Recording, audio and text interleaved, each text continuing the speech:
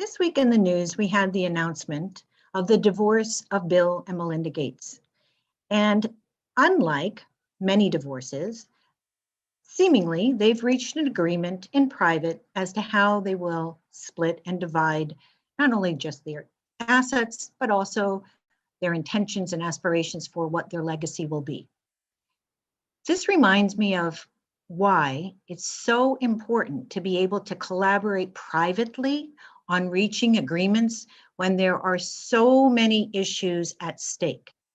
So, of course, reporters have checked in and asked all kinds of questions, and the hot menu of the day seems to be prenups. Now, we don't know whether or not this particular couple or other couples with ultra wealth have prenups, but let me give you a few reasons why I think prenups could be such an amazing tool, especially for millennials who are marrying first time a little bit later in life and do have some other concerns that should be discussed prior to the marriage. So why have a prenup? Well, number one, you might receive a large inheritance down the road. You may already have significant assets. You also may expect to have an increase in income that far outstrips your partner. Or lastly, maybe you just want to put the other person through post-secondary school and have those kinds of debts addressed equitably.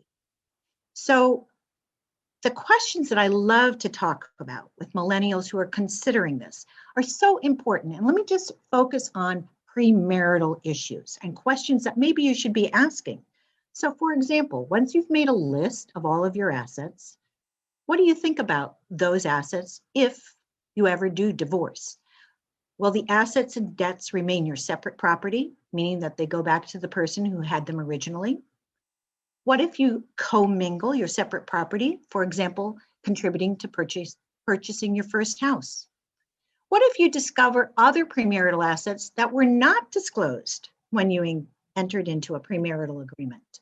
How would you handle that? Or how do you even handle the reinvestment of separate property that may appreciate and grow tremendously during your marriage? Does it stay separate or does it become marital? And what if you used your premarital funds to pay off your partner's student loans or invested in their career? Do you expect any reimbursement? So I'm Lili Vasileff. I'm a divorce financial expert, and I work with clients and professionals across the country. But what I truly enjoy is setting off young couples on the right foot to have these kinds of conversations before you ever have to get a divorce or even contemplate the discord in your marital finances and have conflicts. In fact, it's one of the greatest joys I have to see people use this as a platform for really cementing a foundation of communication over money for a long time. And these premarital agreements could sunset, they could expire, they could be revisited every few years. It's a mechanism by which you better understand your partner's aspirations, goals, experience, behaviors around money, and really try to coordinate and get in sync with them to be a team. So if you need help, call me. I'd love to be there for you.